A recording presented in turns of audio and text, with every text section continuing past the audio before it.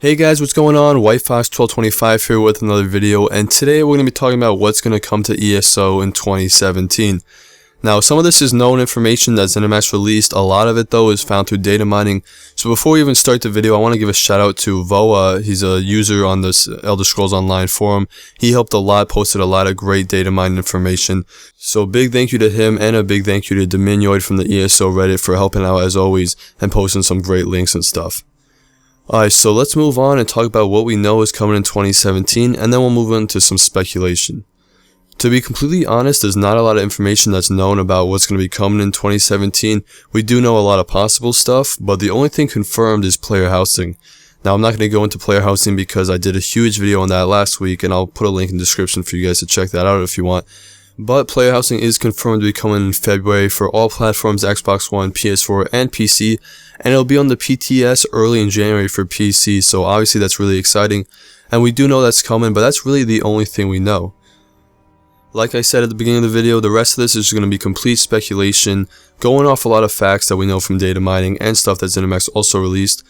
I would assume there's a DLC coming really soon, just based on the fact that they didn't do a quarter for a DLC. The last DLC was the Shadows of the Hist, and even that wasn't a huge DLC. It had 2 dungeons.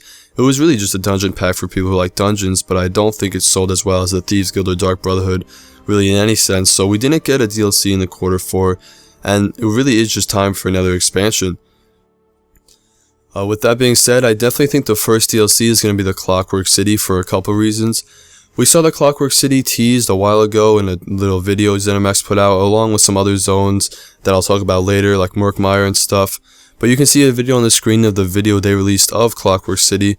I think it's going to make for a really cool zone. It has a lot of lore behind it. I'm not going to go too far into it because it really could take a whole video to explain it all.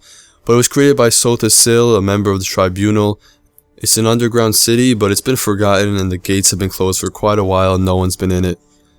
I think it would make for a really cool zone. I think they could do a lot of cool things. Obviously, we've never had an underground zone before, so just that would be cool, and the Dwemer architecture is always really awesome. Now, the next thing I'm going to mention has some Orsinium spoilers in it, some really small Orsinium spoilers. If you don't want to know that, you can skip ahead in the video, but I'll just go into it right now. At the end of the Orsinium storyline, there's a bunch of characters that you've seen that you can talk to at the end of it, and one of them is the Prophet. It's actually easy to miss if you weren't looking for him, but the Prophet does appear at the end of the questline, and he says there's going to be a new war against the Daedra that's going to start when the gates of the Clockwork City are opened, and the way he says it makes it sound like it's going to continue the main storyline.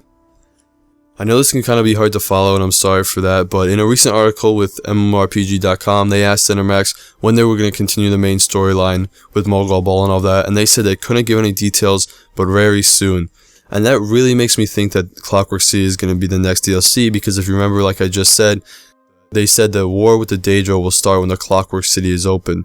And the way the Prophet says it, it really makes it sound like it's going to be a multiple DLC storyline and continue the main story from the game.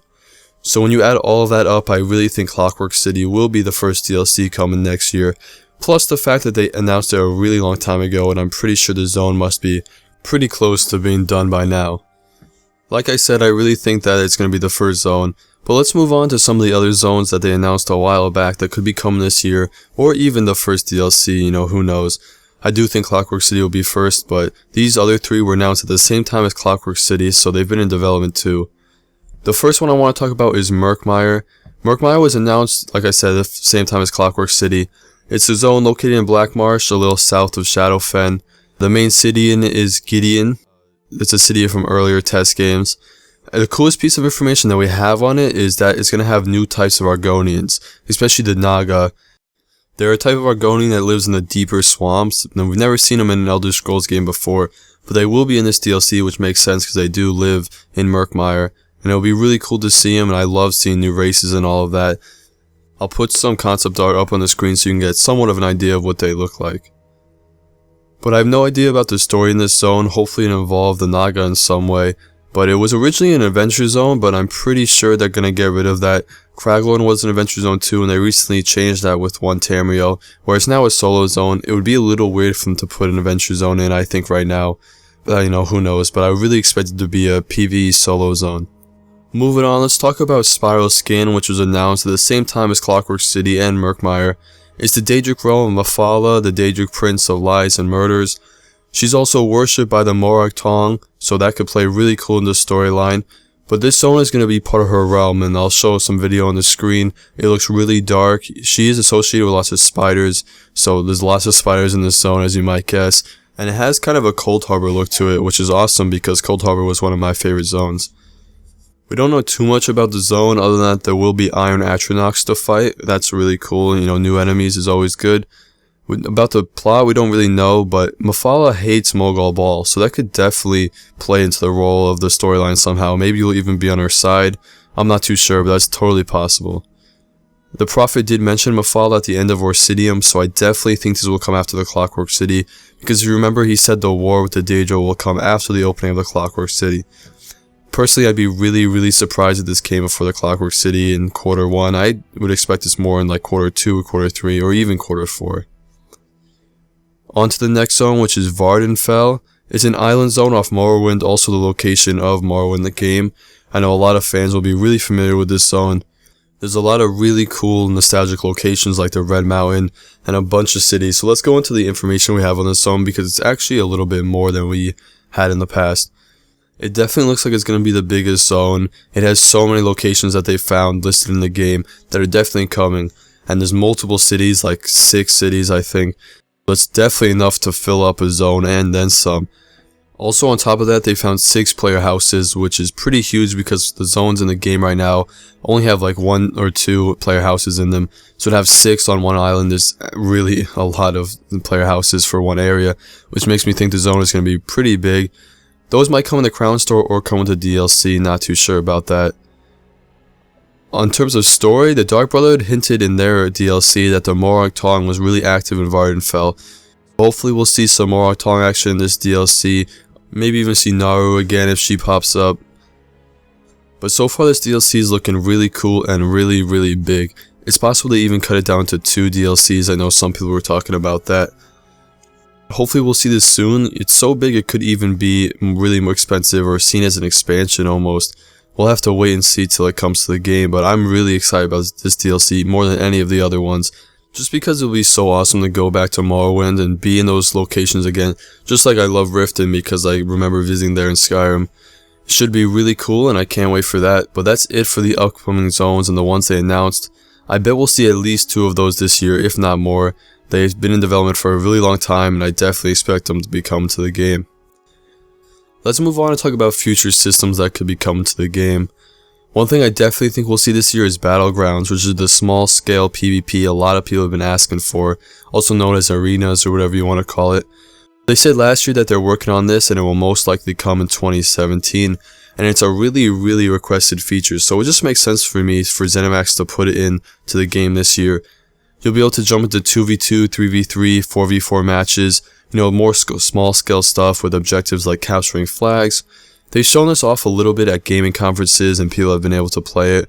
And from what I've seen on YouTube, it looks really great. So hopefully that makes its way to the game soon and hopefully it'll bring new life to the PvP, which I definitely think it should.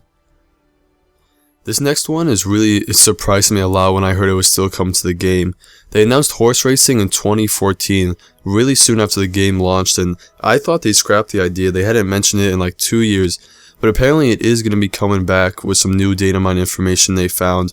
Shout out to Dominioid for finding this. It looks like there's going to be 1 race per zone. And the races will be all around like an area. And they'll have little markers that you have to ride through. Like GTA and a lot of other games use that. And if you miss one, you'll have to go back and get it. There's also going to be enemies that might try to push you off your horse or something. And I'm sure there'll be obstacles too that you'll have to jump over and go around. But if you complete them all, you'll get an achievement and a new mount, the Midnight Destrier. It has a story and lore behind it that they found already, some script and dialogue and stuff. And I think horse racing would be really cool. I was actually really excited when they announced it. And I think it would be really cool to go back to the old zones and do horse racing in them. And it would be a really good update. I'm not sure if this would be free or paid. It could go either way. I could see it come to the game as free, or also as a really small DLC, maybe a few bucks, or even coming with a future DLC. But either way, really excited for this one, and hopefully it comes soon. Let's move on and talk about spellcrafting. I was so excited for spellcrafting when it first was announced, and they put it on the back burner last year is what they said. It still could possibly be coming. I'm sure they didn't just scrap the idea because it would make a lot of sense for it to come in the game if they already worked on it. It's a really cool system. The only problem it has is it's really hard to balance custom spells when you already have so many abilities in the game, so I'm sure they're just worried about balancing. Hopefully the system will come because it looks really cool. It involved finding pieces of runes around the world and marking them, and you actually have to explore to find them. And then once you have them all, you can make certain spells and certain combinations. And like I said, it just looked really awesome. Jewelry crafting is something they mentioned way back when. They announced it at the same time as poison making. Poison making did come with the Dark Brotherhood, so this could definitely be coming soon sometime. They haven't talked about it in a really long time, but it's definitely a possibility. Now the last thing I'm going to mention is the new class that they found some information on. This class was already in development when the game first started way back when, 2012, when they were first making the game. They had a 5th class, which is a ranger style known as the Warden, and he has nature abilities. His skill lines are Winter's Embrace, Green Balance, and Animal Companions. Now they found some information, I guess, which made them think that it's going to be coming to the game as a DLC or something you can buy in the Crown Store. A lot of people seem really excited about it, so I could totally see them doing it. Having an animal companion would be really awesome, and I'm sure a lot of people would re-roll their characters and respec them to make them the Warden. Personally, I've always been more interested in the story than the stats and stuff, but I'm sure there's a lot of min-maxers who would really love a new class to play around with. That's pretty much it for the video though, guys. Hopefully we'll have a Road Ahead article soon with the new year that's going to announce some really exciting stuff for the future. And when that does happen, of course, we'll be covering it, so stay tuned for ESO news. Thanks for watching, and I'll see you in the next one.